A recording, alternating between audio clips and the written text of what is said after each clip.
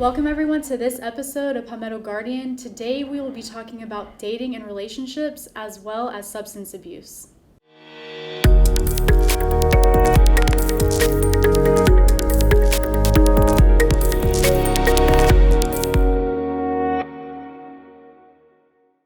Welcome everyone, I'm Specialist Chelsea Baker. And I'm Specialist David Erskine. I feel like this is a bad idea, but take it away, Specialist Erskine.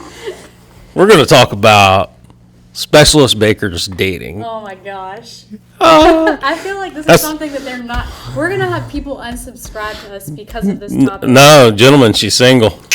How you doing? Oh She's obviously a successful podcaster in the military. But no, the reason I want to talk about it is actually it's been very intriguing to me. I've been married for 15 years now, and I had been in kind of long-term-ish relationships before then. So, the dating game is a lot different. A lot different. We used to actually go places and meet people now, but your world of dating is, I'm Baker, you talking to anybody? She's like, yeah. And I'm like, oh yeah, where'd y'all go out? And she's, no. I've sent a few texts to him or something like. Like, huh? How does that work? Like, how's that work? I mean, yeah, like in your generation, air quotes for those of you not watching, like, I don't know. I feel like it was easy for y'all to go out to a bar, restaurant, hanging out with friends, and just approach people. Nowadays, it's like people are afraid to approach people. I mean, some people aren't, but in most cases, they are because they're afraid of rejection, maybe. I don't know. Mm-hmm. And I don't know what that feels like. Yeah, because you're just awesome and everybody loves you. So Thank you. You've never been rejected. Oh God! If this makes it far enough out in the public, there's a list of females right now that are like writing comments like, "I did it, I did it, I rejected him, I rejected him."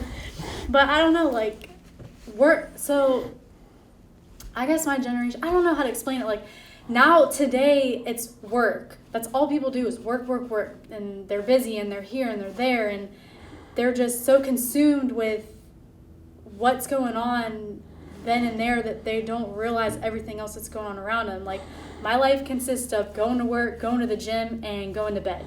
Sometimes I hang out with friends, but I always have something going on with work. I might have drill weekends, or I might be out of town for something. So, like, I don't get the opportunity to go out and meet people. So it's a little bit more difficult than, I guess, back when you would just go out and meet people. I don't know. I just... Because, see, Am I saying that I like the whole online dating? Yeah, no. Like, it's but that's the norm for y'all now. Yeah, it's all technology. It's all apps. It's all Facebook and social media, and I don't know. Because, see, I guess the reason I find that so odd is because I remember when I was a younger man. A very, very long time ago. Very, very long time ago. In a galaxy far, far away. Go Star Wars nerds. But I remember, like, being attracted to a female. There was just so much that happened when you saw somebody or you went up to talk to them. It wasn't always just their looks or whatever, physical attraction. Obviously, that played a part in it, but sometimes it was what they were wearing. It was a smell. It was, the setting, the music. Like, there was this whole atmosphere that was created that allowed for this attraction, I guess. And, that's just not there. So, like, for most of y'all, so it's unique to me how y'all determine, I think I like this person, or whatever that's here in this digital format's enough for me to want to engage with them. Yeah, I mean, but that's the thing though, is that they can portray themselves as one thing, and then you talk to them, you meet them, you get to know them, and they could be somebody completely different. Because, I mean, you have these dating apps and websites, and you fill out all these questions and things you like and don't like, and then you get matched or you match with somebody. And honestly, the first attraction is based off of looks, whether you like the way that person looks or not. And then after you make that initial decision, then it's like, okay, well, what is in their profile? Oh, well, they smoke. I don't want somebody that smokes. Or, oh, it looks like they party a lot. I don't want somebody like that. Or, oh, they're not really looking for anything serious, but I am. So that might be a determining factor. And so I don't know. It's just, that's just how it is now. And like I said, it's not that I like it, but I feel like there's no other way for me to go out and meet somebody, because I'm surrounded by people at work, and I don't do a lot outside of work, and I don't have this big, huge group of friends. So I don't know. I don't know how to explain it. It's just, you ask me all the time, and then it just turns into this weird, awkward conversation, and you trying to give me love advice, and and we're not going there right now. I am the love doctor. Oh, No, because I mean, I met my wife at work. We both worked in the same. And I mean, and you talk to a lot of couples that are around your age, and that's how people meet. And I mean, I've met people that I've dated in the past through work or military or whatever. And I mean, yeah, it happens, obviously, because I've done it in the past, but I don't know. I don't know how to explain it. I mean, if you ask my wife, she was instantly pulled to me. I was just too much for her. She probably thought that I was out of her league. I think it was the other way around. Oh yeah, my wife was smoking hot. Was? No, she is. Was. They're both the same. You're gonna get yourself. I know. I was just speaking at that time frame. I mean, she obviously still is, but I mean, she was actually way out of my league. And I didn't know. I didn't know when I first asked her out. I had no clue how old she actually was. I didn't realize she was actually older than me, because my wife generally looks younger than me, and definitely didn't know she had kids. Would have pulled the ripcord on that early and bailed out the back end. I can't say none. I had a kid also at the time. Yeah. But yeah, so it's just, and I bring this up and I make this point was because there's, I mean, you're what, 28-ish? 27.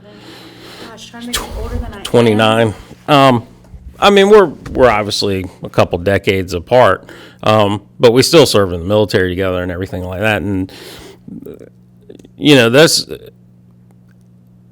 when you're dealing with younger military members and stuff. Everything's different for them to a certain extent, and understanding that, like, I wouldn't, if I went out back in the day and came back in and didn't find somebody to talk to, I'd be like, man, I went to the bar, somebody to talk to is Yang or whatever. But you're like, oh my God, I have this total nerd texting me, or whatever type thing.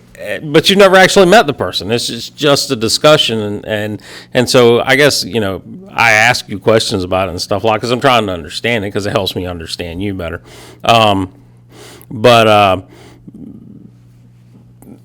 that whole world has changed. It's morphed into something unrecognizable. And my matter of fact, I was eating dinner with one of my youngins the other day.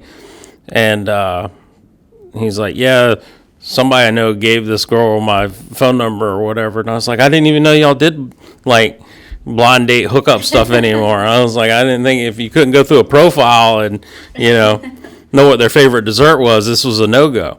And I also think that, that's another thing, too, is y'all fill out these massive profiles. So there's no mystery to the person to a certain extent. There's nothing to learn. I mean, obviously, like you mentioned, it could all be fake. And obviously we had people who lied to us, when you're coming through, but it's a lot harder, and they're like, I'm whatever CEO of whatever bank, and they go out and get in a Pinto. It's a little, it's like, visualization, not unless you're just really into Pintos. But, they can make up whoever they want to be to at least get you on the first date. Well, and that's the problem with being online and technology now, is that there are people that get catfished. I mean, there's a TV show about it. Yeah. And to this day, you would think people would be smarter about it, and people still get caught up in it. And I think that that's a fear as well for people, is that they see this person on this profile, they see in black and white what they like, and then come to find out it's not who they think it is, and they've wasted all this time. But it's, like I keep saying, it's hard to explain. Like, you talk to somebody and you like them, but then you could meet them and you could just completely not feel anything towards them because it's not what you're looking for or what you expected. And then scheduling, like, especially if you're talking to somebody in the military, there goes my pen. Yeah. That, like, yes, it's nice because you have an understanding of what they're going through and their training and reason, like, if they have to go out for a couple days or a week or two, like, you get it because you have to do the same thing. But then it makes it hard because it's like, oh, well, let's meet on this date. Well, I can't because I work nights, and okay, well, I'm leaving for a week, and okay, then at that point it's like, where is it going to go from there? Right. If you can't meet and see the person to know whether you like them or not, then is it really worth pursuing any further? Right. Yeah, I can get that. So speaking back to your comment about the catfishing show, my wife watched that, whatever, I guess when it first came out, and I saw it, and I was like, oh my God, my wife's watching a fishing show. I was so excited. Come to find out it wasn't. The wrong kind of fishing. Yeah, and you know, not only has that world evolved, but everything's evolved, and you know, one of the things that has kind of evolved over the years is the whole world of substances and substance abuse and the things of that nature, and you know, what type of, you know, rotations of what type of drugs are popular. And now you've got all this whole herbal world out there, and and especially for military members, you know, we have to be super careful. You know, states are legalizing marijuana, things of that nature. They're selling goods with you know, THC in it and things like that. So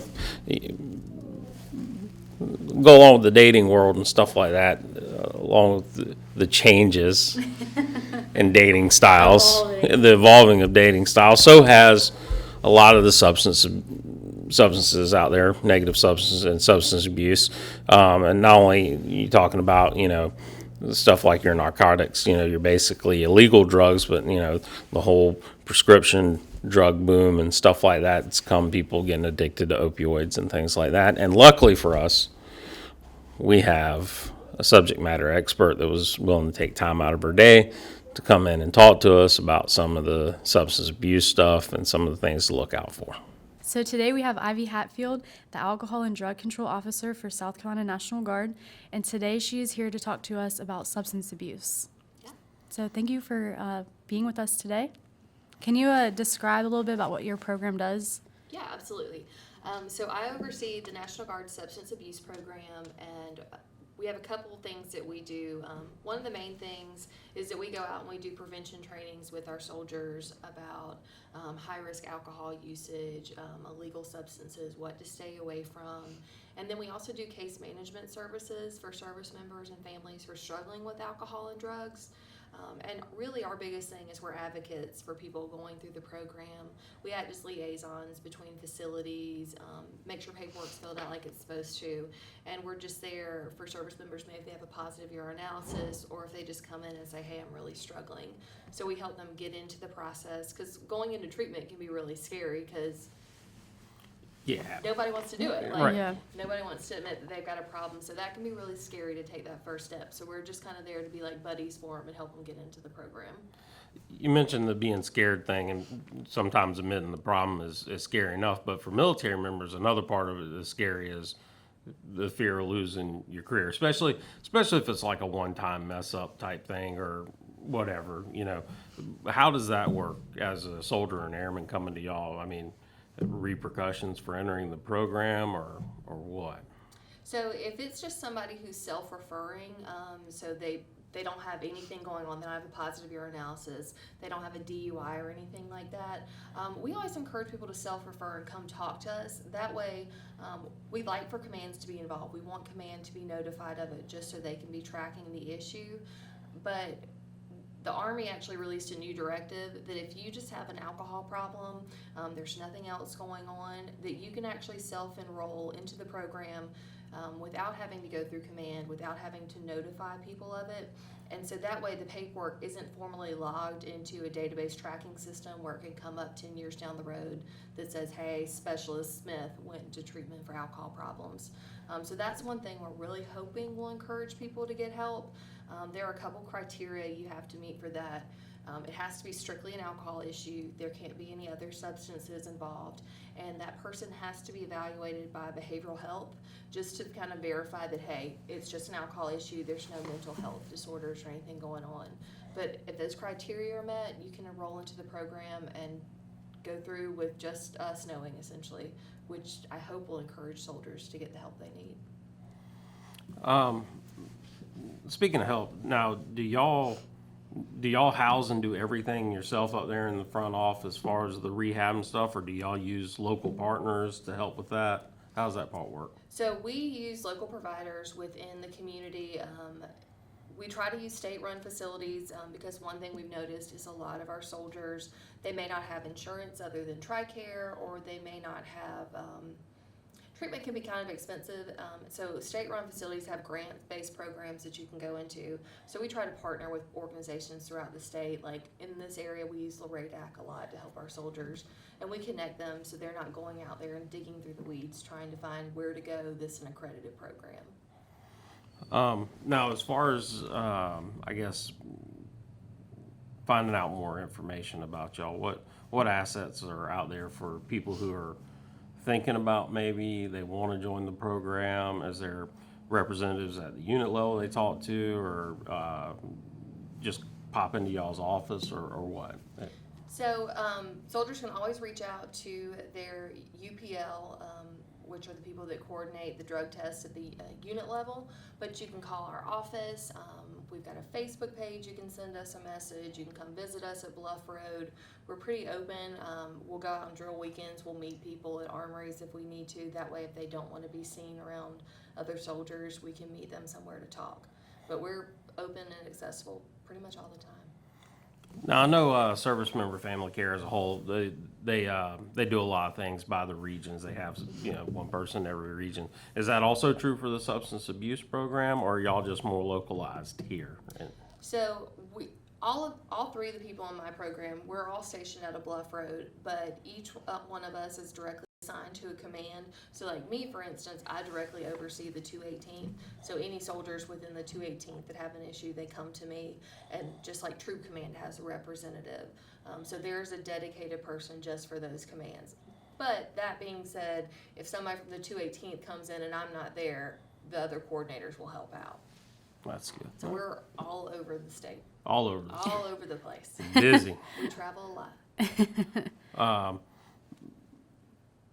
I guess with substance abuse and things like that, we always kind of default to just alcohol, and then maybe weed or marijuana is the next thing that kind of pops to people's mind. But a big issue, and this is not just necessarily with the Guard, but this is just in general public, is prescription medication and abuse of prescription medication. Now, there are certain things that are okay within that realm, so could you kind of explain some of those guidelines of where soldiers and airmen might get in trouble with prescription drugs, even if they're not abusing them per se? Yeah. But yeah. So essentially, if you were prescribed something, say you go out and have surgery and you get a prescription for oxycodone or whatever it may be, as long as we are able to find a valid prescription from within the last 6 months that states that you were prescribed that, you will be cleared.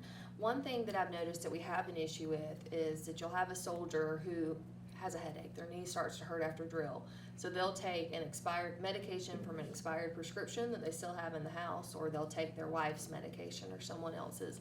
And that's where things get a little hairy because we can't get a valid prescription for it, and that's when it has become marked as illicit. One thing that I've noticed is we got a lot of people with Adderall, especially college-age students, and they're like, I'm just trying to stay up, I'm just trying to do my best. There's nothing wrong with having a prescription for Adderall, so you can take it as prescribed, but when you start taking other people's meds, that's when the problem comes in. Yeah, and that's dangerous too. Yeah, it is. It's dangerous. It's not your dose. Exactly. You don't. It's not prescribed to you. You know, a lot of medications are based on the weight of the person, and so. And I don't think people really understand that, like you said, what my dosage is may completely knock you out. And so there is a reason your doctor prescribes you, certain things, how to take them. I think sometimes when people say, oh, it says 1 pill a day, I can take 3. No, there's a certain reason that's written that way. Yeah, yeah. And I also think that some people don't think they don't think it's an issue because it's like, oh, well, why is it a problem taking like a higher dosage of like a Tylenol that you can only get prescribed? But I mean, like the expiration thing too, like I guess they just don't think it's a big deal until it affects them in the military or whatever the case may be, and then they're like, they don't realize that is a problem. So, I mean, because I'll be the first to admit, prior to coming into this field, like I just had like prescriptions I never used in my cabinet, and I was just leaving them there. And then when I came here, I was like, that's a really valid point. And I went back and looked, and I was like, I don't have valid prescriptions for any of these. So it's just definitely check your prescriptions before you take them, because getting that prescription renewed if you need it is a lot cheaper than having to go through treatment for an illicit positive. So it's not worth it. Now, how does the program work with, you've mentioned about the alcohol, but as far as if somebody is having issues with prescription drugs or other types of substances, how does your program work for them? Because I know that some people probably won't admit that they have a problem because they're afraid of their career or what it can do to them. So is there things in place to help them overcome that? Or like what does the program do for somebody in that kind of situation? So we always encourage people that if you're struggling, if you have an issue, to reach out to us before you take a drug test, just because it's so much easier to self-refer and let us help you before you come back, and we have to do a packet saying that you've tested positive. The Army actually has something called the limited use policy, which basically is kind of a protection for soldiers. So say I go out and I smoke marijuana one weekend, and then I'm like, hey, you know what, I really messed up. So with limited use, you can essentially call in and self-refer to somebody in your chain of command, somebody in my team, or a chaplain, and say, hey, I've used substances, I need to get help. Some caveats to that are you can't know you have a drug test coming up, you can't have already taken the drug test. So essentially, as soon as it happens and you realize that you've messed up, you need to call one of us. And if you take advantage of limited use, you come in and you go to treatment and you complete treatment successfully, should the guard decide to discharge you, and keyword should, because they can always advocate to retain someone who has a positive. But should they discharge you, your discharge status will be protected, so you're not going out with a dishonorable discharge. Because one thing I think a lot of soldiers don't realize or fully grasp is that a dishonorable discharge stays with you forever. I think some people think it falls off a credit score. That's not how it goes. Yeah, and once you get that dishonorable discharge, it can be kind of tough depending on what you want to do in life. Because security clearances are pretty much a no-go, and a lot of the bigger corporations, that they see that on their record, they kind of frown on it because obviously there was some reason that you had to leave. Now, speaking at kind of the battle buddy level, wingman level or whatnot, if I'm out there as a soldier and airman and I've got a friend and I'm like, maybe he's drinking a little too much, or is that a bag of marijuana I saw? How do we deal with that, or how does that interact with y'all's office? So we have some service members that are just completely confident and will walk straight up to you and be like, "Is that pot in the car?" Like everybody knows that one blunt person that's going to do it.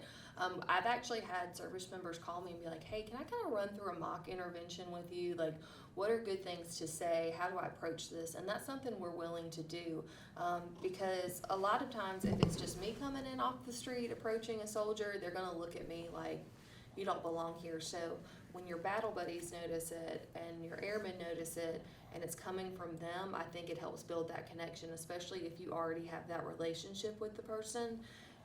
In my opinion, it's always really important not to come in like accusatory, and I'm sure y'all have heard this a million times. Use the I statements, like, "Hey, I've noticed this, and I'm concerned," and just see if you can open up a dialogue about it. Now, I don't know this for sure, but most of the service member family care extends to everybody. It seems like families, veterans, whatever. Is that also true for the substance abuse program? Say I had a son or something like that I was concerned about. Can y'all get involved in that? Yeah.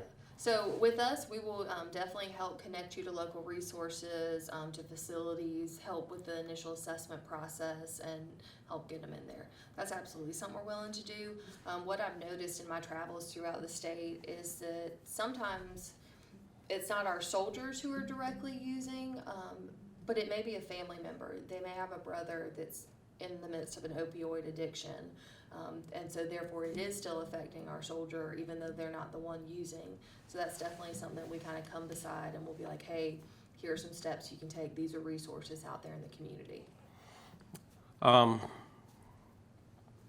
You mentioned resources and stuff. Is there anything outside of y'all's officers? Is there some websites? Is there good places maybe to go look and find more information about substance abuse, either how to prevent it or how to help somebody? If we just wanted to do our own kind of knowledge search for it. Yeah, so we have a Facebook page, the South Carolina National Guard Substance Abuse Program page. We post a lot of information to there. You can also look through SAMHSA, which is the Substance Abuse and Mental Health Services Administration, I believe. I probably butchered that, but you can. We'll go with it. Yeah, we'll go with it. It sounds Double official. check it on Google if Yeah, you're curious. it's definitely SAMHSA. Don't know if that's what it Right. stands for. There you go.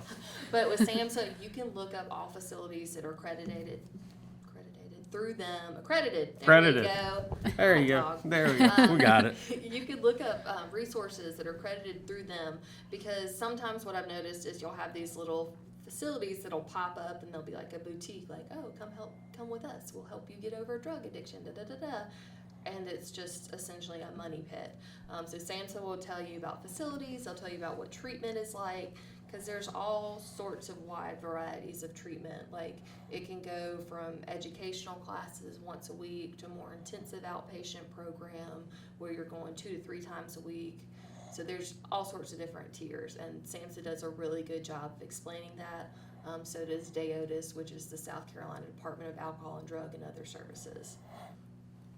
So yeah, a lot of information out there for. Yeah, I thought of something while we were sitting here. I don't know if it will be okay, but so a big thing lately has been CBD, and that's like a kind of a gray area of, can you use it? It doesn't show up on that's the talk of everything now. And what are the stance on that kind of stuff for military members? What's funny is I literally got a text about CBD oil as I was walking in here. Really? So CBD. We're on the cutting edge on this show. We are the front line. That's right. That's how good we are. Like you're hacked into my cell phone. So the thing with CBD oil is that CBD oil is derived from hemp.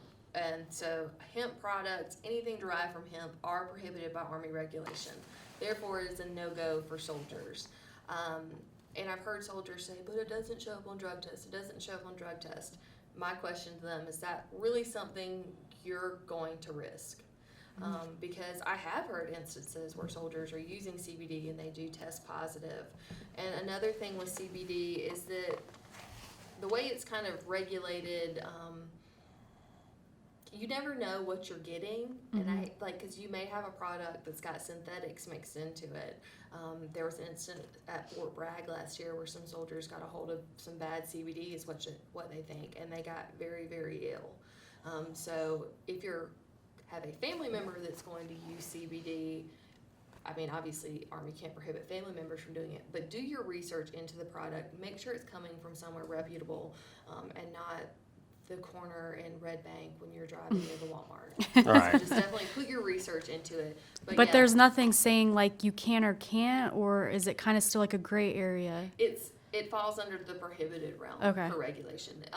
And that's people ask me about that too, like hemp lotion, hemp oils, things like that. So that technically is prohibited. So just keep in mind things that you're using. Kind bars are another thing that come up because some have hemp seeds. So just always kind of be vigilant about what you're using and putting in your body. Yeah. I think it's a lot of peer pressure. I have tons of friends, and they have friends, and they talk about it, and they're not military, so I don't think they fully understand when I'm like, no, I can't do that. I don't like, they don't have that understanding, and it's hard to explain to them, like, oh, well, it doesn't pop up on a drug test, but like you were saying, you don't know where you're getting that from, like, because they sell it everywhere, and everywhere you can buy vape now, they're selling it, and so, I mean, it's just... And yeah, I mean, because I see everybody, like, I know vaping's the cool thing. Like, all of my, like, younger cousins and all of them, they're all into the vaping scene. And you just, to me, I'm too anxious. Like, I don't know what's in it. It's not worth it. And, that's the same thing that I hear some people say. It's just marijuana. Well, you don't know it's just marijuana. I mean, there's been instances all over the state and the country where people think they're just smoking marijuana and it's laced or cut with something else, and just in this day and time it's not worth it. So Yeah, I think the big thing about our CBD oil or anything like that is as far as military folks go, we've got a lot of folks in the military, especially Guard, on up in age. They've dealt with multiple deployments and stuff like that, and they have pains, they have bumps and bruises, and they're looking for anything to alleviate it. And when you come out with this substance and you say, it's non-narcotic, it's been proven to, I mean, that they're chomping at the bit because they're looking for anything. And it's like you said, it's just not worth it to chance it. Because especially with the opioid epidemic right now, nobody wants to sit there and just take pills and pills and pills on pills. So if you can find a natural alternative, that's what we're all more geared to doing. Right. But per the regs, CBD and kratom, which is now a big thing that's coming out, those are all prohibited. And we may see it addressed. Big Army may come out and further address it. I know it's something that's being talked about at NGB level, but as of right now, it's still on the note. And you mentioned about not trusting what's in anything, but it's getting to the point nowadays where you can't even trust what's in stuff you're used to, like cookies or candies or Soda brownies and, because this has become a huge movement over the years. Is this whole edible thing going on, and the candy stuff with the ecstasy. Upstate of South Carolina, Like LSD coming back. So how's that work for us? So one little activity we actually do in the substance abuse training is I have gone through and I've gone to states and I've Googled their dispensaries, and so I'll pull pictures of their edible products like gummy bears, and I'll post it to like a normal picture of gummy bears that I have sitting on my desk, and I'll put it up in front of soldiers. I'm like, tell me which one of these has the marijuana in it, and they'll go, well, you can't tell. And I said, that's the exact point. So my recommendation is, I tell them, I said, listen, unless you bust that Christmas tree cake out of the wrapper by yourself, don't risk it. I mean, the Christmas tree. They're back, P.S. Christmas in July. Oh, Lord. Come visit. I have 4 boxes in my office.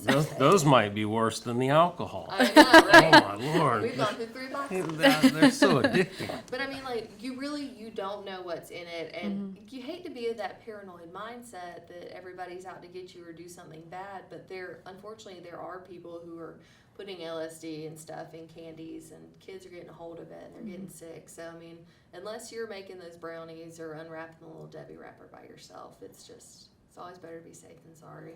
And if you do think you've consumed an edible, what I tell people is if you start off eating a brownie and then you start to feel real good and you eat the whole tray, again, give us a call and take advantage of that limited use policy. Let us try to protect you some.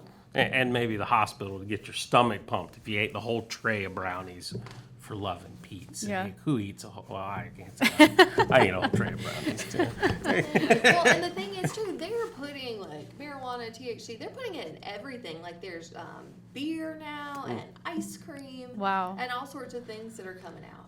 So I mean, you have to watch it from every angle. Yeah, that's crazy. I didn't know that. I mean, you can't get it in South Carolina, but I think Yeah. Colorado's got it now. Yeah, Colorado. What are we up to? 17 states, I think. I think right about there. Give or take, legalized. And I guess more on that subject is, obviously, a lot of the VAs and stuff have been trying to push for the medical version of marijuana to be available because it has been shown to have a lot of good effects on PTSD patients and chronic pain patients and stuff like that. But it's not there yet. And of course, even at that, we're still subject to our federal law. So just don't. Mm-hmm. And that's one thing I tell soldiers all the time. It doesn't matter what the state of South Carolina does. As long as y'all are in that uniform and you're part of the military, it is prohibited. And so they're like, well, we can't get a prescription. I'm like, you can get a prescription, but you're going to get in trouble. I mean, right. So it's. And also the program that you were talking about, it's not just, it's there to help people. It's not there for people to abuse. So Exactly. don't go and try to get away with using substances and whatever to be able to go through the program and kind of have like a freebie or get out of jail free card. Yeah, because we talk to people, like when they come into the program, like I talk to them, like tell me about what's going on, tell me about why you're using. And 9 times out of 10, there's an underlying stressor or something going on, which is why I feel like the Service Member Family Care Director is so important, because if you're stressed out because you can't find a job and so you smoke, well, guess what? We have a resource for that. But like I tell them, I can't help you fix a problem I don't know exists. So just come to us beforehand. Now, the limited use that has a stipulation on it. That's a one-time shot, right? That's a once in a career thing, right? Yes. So that's not something you can just. Yeah. I'm gonna come do it this week, and then I'm gonna take 2 months off, and then I'm gonna do it again. So yeah, it's a one-time shot, and that's it. You're done. And I will say that we're really fortunate is that we have a great command structure, from the top down, that if we have soldiers that are struggling with any sort of substance use and they actively seek rehabilitation and they go through the program, they are going to advocate for those soldiers on their behalf. So we are really lucky that we've got that support. Like South Carolina doesn't have a zero tolerance policy in the Guard, and I think that says a lot about the fact that they do care about X, Y, and Z that are going on at home that may be causing the issue. Right. Yeah. Like you said, a lot of times for these folks, it's something underlying, and like I mentioned, a lot of folks have deployed and they're battered and they're bruised and they're in pain, and so they're trying. And we've said this before on the show, talking about service member family care. That's one of the, like you said, one of the super cool things about it is it really is one-stop shopping up there, and all of y'all are kind of trained the same way as you talk to people and you say, somebody shows up for employment and like, I can't get a job. Well, what's going on? Well, I'm drinking 24 beers a day. Well, hold on, let's go over here and fix the 24 beer a day problem, then, type thing. So that's good. That's why you are an outstanding asset to the state. And I mean, to talk to us is absolutely free. And one thing I always tell people, if you call my desk phone or you call my government phone, I'm not going to do a reverse Google search to figure out who you are. So, I mean, I'm not going to go in and type your number into Facebook and see if I can figure out who it is. So, if you call us or you text and say, hey, just have a random question about X, Y, or Z, that stays between us. I'm not going to go background check you and try to figure out who it is. So, I mean.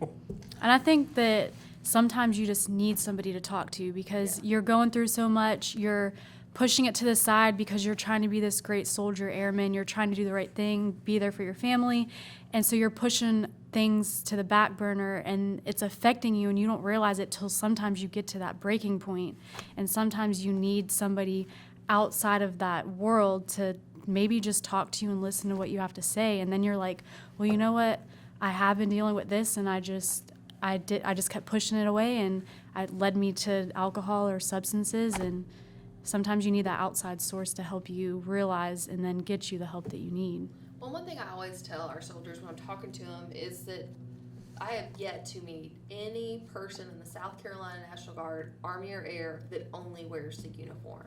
Like, everybody has different hats that they wear, whether it's a parent or a spouse or, significant other. Like, everybody has different roles, different hats they wear, and sometimes that can get to be really heavy, and that's when we start to struggle, and you may turn to substances, or you may just start to have those dark and twisty thoughts. And there's still this just great stigma about asking for help, and I get it, because people are so concerned about how it'll affect their career, but we are actively working against that to fight that stigma, because we're here. Like, let us be here for you so y'all can stay in the game, stay in the fight, and stay 100% for all those different hats that you wear. A lot of information. Oh, yes. I could talk all day. That's okay, workers. I think there's opportunity, to have more discussions about Yeah, substance definitely. abuse, and stuff's always changing Yeah. in that realm. But we appreciate you coming by, taking time out your day to talk with us. Like you said, y'all have Facebook, got phone numbers. Y'all are up in the front hallway, Bluff Road Armory.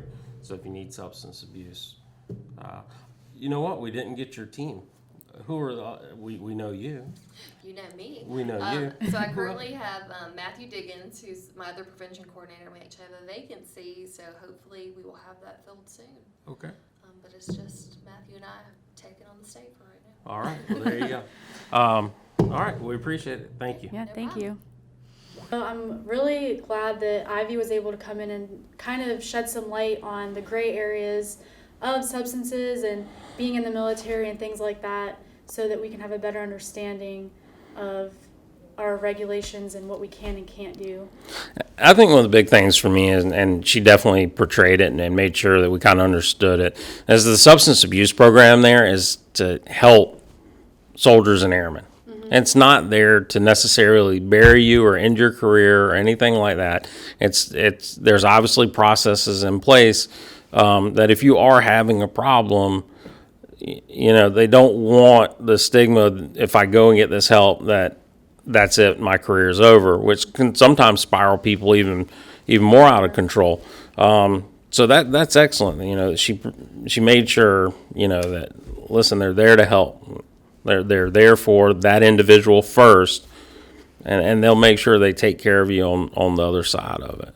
Yeah, I think that we definitely touch it a lot, is that service member family care, all their programs, hopefully we're able to break that stigma of getting help, because for so many years that was the problem. People were too afraid to get help because, one, they didn't want to admit they had a problem, and two, they didn't want to be affected by it in their career. So hopefully these aren't resources for you to abuse the system. They're there to help you and for people who really need the help, and to realize that everybody's human, everybody makes mistakes, and you just need to reach out and say, I need help, can you help me? And that's what all of their programs are there for. Yeah, and not only that, she brought that part, but also the education part, stuff about the CBD oil and things like that, because obviously that's a huge hot topic nowadays. I mean, you can ride down the street and CBD oil stores are popping up. Yeah, and a lot of civilians that aren't military, they don't understand why. My friends ask me all the time, and they just don't understand why we can't do it. Right. So it's... And they say, there is no THC in it and whatever else, and in some cases there's probably none, in some there's probably micro traces, but there's nothing set up on how that stuff is tested and filtered and whatever else, and it's just not worth the risk of that going down that way. And then there's, like I said, with the other states and stuff legalizing, there's, all these look-alike products that are out there. That's kind of scary. Yeah, and the whole edible movement and all that.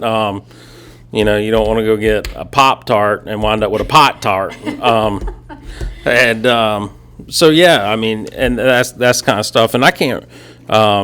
And then the upper state of South Carolina has that whole candy movement with the ecstasies that look like little emoji candies and stuff like that. And, that type of stuff's scary for me with having kids. Yeah. And, you know, I mean, not that Little's running around taking stranger or candy and stuff from strangers or whatever, but I mean, he could pick something up, you know, or whatever and not know, and it'd be a bad situation. And that's why we need people like Ivy to help keep that information of education flowing and things like that. You know, obviously first and foremost to help the soldiers and the airmen, but also education for us so that we can help protect our families, or if we have family members or veterans that we know that might be having a problem, you know, we can obviously reach back to the substance abuse program for advice and go from there. Well, I'm Specialist Chelsea Baker, And I'm Specialist David Erskine. and we'll catch you in the next episode.